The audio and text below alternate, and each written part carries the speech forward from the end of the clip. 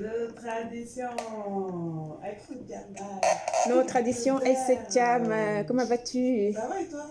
Oui, ça va. Le vert, la couleur de l'abondance. Ah bon? Ouais. De la verdure? De la vertu.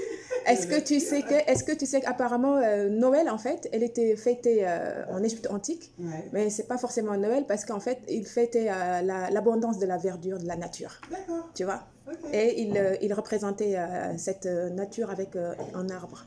Ouais, ok. C'est ce que j'ai appris. Les verts sont devenus rouges grâce à Coca-Cola. Coca-Cola.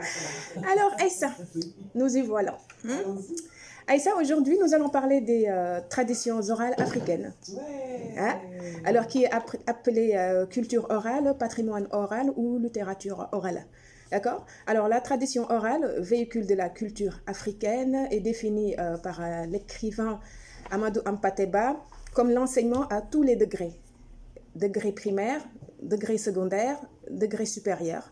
Elle englobe aussi bien la morale, la philosophie, les mathématiques, la géométrie, en fait tout ce qu'on appelle sciences humaines, tant au point de vue culturel qu'au point de vue cultuel. Ouais. D'accord?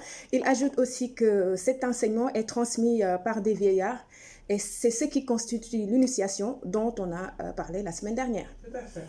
Donc, la tradition orale est un système de transmission verbale par un peuple sur son passé. La parole est le premier élément fondamental dans la tradition orale ou littérature orale. Et en Afrique noire, transmettre la tradition est l'affaire de tous, surtout lorsqu'il s'agit d'éducation d'enfants. C'est pour cela que la famille, les voisins, les aînés, même les adultes qu'on croise dans la rue sont impliqués dans l'éducation de l'enfant parce que l'enfant de quelqu'un ou d'une famille est l'enfant de toute la société. C'est pour ça que... Pour éduquer un enfant, il faut tout un village. Tout à fait. C'est le proverbe de circonstance. Alors, parmi ces éducateurs, nous comptons les vieillards qui occupent une place éminente dans les sociétés africaines grâce à leur statut d'initié, à leur connaissance profane et sacrée de toutes les épreuves initiatiques de leur société, n'est-ce pas? Alors, en Afrique, c'est pour ça qu'Amadou Hampâté-Bâ dit qu'en Afrique, un vieillard qui meurt, c'est une bibliothèque qui brûle, voilà. Et donc, nous avons aussi parmi les éducateurs les griots, les maîtres de la parole, initiés à l'éloquence, dépositaires des cultures africaines, et bien entendu, d'autres personnes qui participent à la tradition orale en matière d'éducation. Alors, la tradition orale a aidé et continue à donner cet apport aux sociologues, historiens, ethnologues, écrivains, poètes, en tout cas aux artistes et même aux chercheurs. Oui. Et je voulais donner l'exemple de, en fait, quand on écrivait l'histoire de l'Afrique, beaucoup de sources, en fait, venaient de la tradition orale. D'ailleurs, même au Sénégal aussi, la première personne qui a écrit l'histoire du Sénégal en français, qui s'appelle Yoro Bouli Diaw, qui l'a écrit en 1860, il s'est basé sur la tradition orale et il disait que les griots, en fait, il a demandé à toute la société d'où nous venons, les différentes populations sénégalaises, notamment les Wolofs, les Peuls, les Sérères, les Mandingues et j'en passe. Et il disait qu'en fait, les griots et les autres, les savants, lui disaient que nous venons de Misra. Misra, c'est Égypte antique. Et qu'ils disent qu'il y a 6 vagues de migration et chaque vague de migration peut te dire à quelle époque il a quitté Égypte et qui était le pharaon. Et tout ça, c'est grâce à la tradition orale qu'on comprend. Et j'en passe, en fait, dans les autres pays, c'est pareil. Alors, nous allons parler aussi des différents composants de la tradition orale en Afrique subsaharienne, je vais y arriver. Son contenu englobe une très grande diversité de genres, notamment les épopées et les généalogies, qui sont souvent dites au son d'un instrument de musique ou chantées par les griots. J'ai envie de chanter. Ou par exemple le mbet, on a le mbet du Gabon, ou les djeli du Manding avec leur kora et autres. Alors, quand il s'agit des épopées ou récits épiques qui ont le rôle de raconter les faits historiques, les exploits des héros d'un peuple, etc. Quant aux généalogies, on sait qu'elles expliquent l'histoire d'une dynastie, d'une famille ou d'une personne. Et dans ce cas, en fait, le rôle est joué par les griots enchanteresses qui vont chanter les louanges des autres. Alors, nous avons aussi les contes et les fables qui rassemblent et désignent un récit imaginaire mythologique qui a toujours une vocation didactique et parfois humoristique.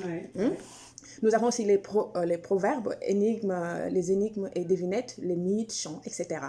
Donc l'Africain peut être illettré, comme le disent certains, mais pas inculte. N'est-ce pas? C'est vrai. Parce qu'il y a quand même on va dire des aspects négatifs de la tradition orale. Bien sûr, Quand elle cesse d'être transmise, au bout d'un moment, voilà, il y a une cassure c'est dans la normal. ligne de transmission, Oui. en fait. Oui, bah, c'est normal, parce que comme ce n'est pas des écrits, mais c'est de bouche à oreille qu'on transmet de génération en génération depuis des siècles et des siècles. Donc, nous allons parler aussi, Aïssa, de des valeurs de la tradition orale, hein.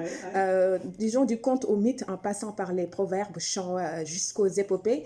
Il y a toujours une leçon à apprendre, une valeur à inculquer aux enfants.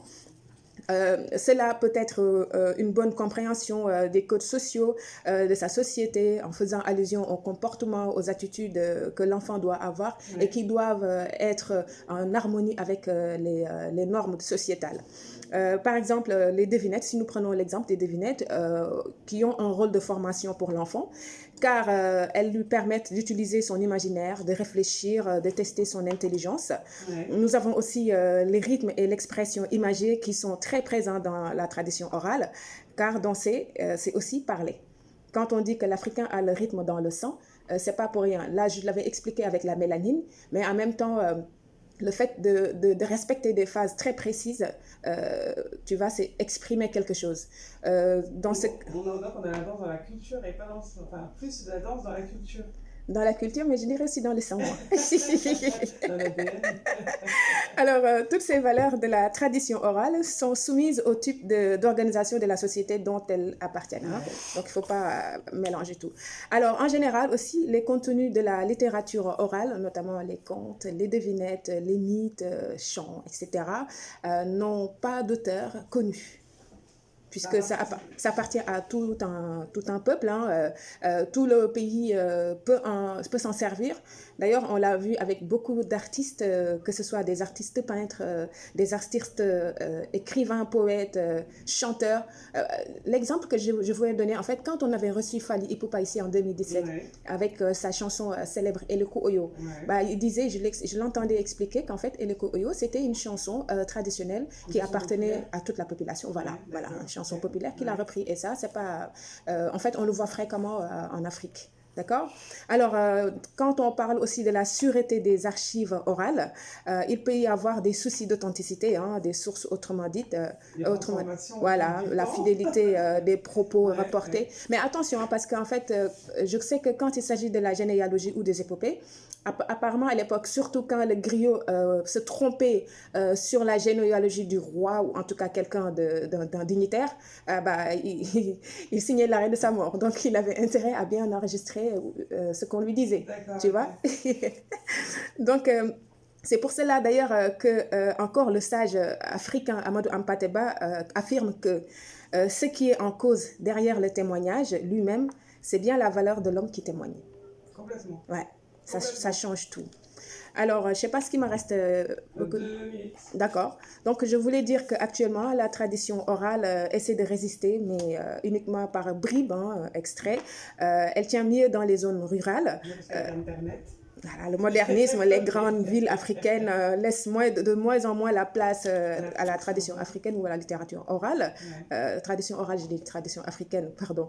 Alors, l'invention des différents moyens de communication aussi, Internet, les téléphones, les tablettes, la télévision et tout, bah, ne font que reculer encore, en fait, cette pratique ancestrale. Mais elle est quand même bel et bien présente, en fait, peut-être que dans le folklore, disons ça comme ça, dans le folklore, à travers les chansons. Voilà, et c'était mon coup de cœur. Participer à une soirée de conte autour d'un arbre avec des enfants, des gars qui racontent une histoire comme ça à l'ancienne. Et il y a justement un conte de Amadou Hampâté-Bâ que tu as beaucoup cité pendant ta chronique. Il n'y a pas de petite querelle. Non.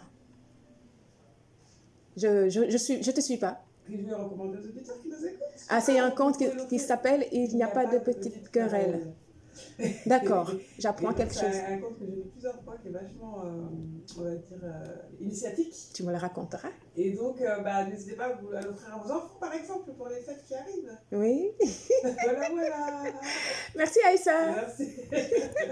Merci beaucoup pour cette chronique, c'était génial. Merci beaucoup, Rubiam. Merci. Et on se retrouve la semaine prochaine pour d'autres traditions. Merci de votre fidélité. Dans un instant, c'est Nadir Djenad qui nous rejoint pour la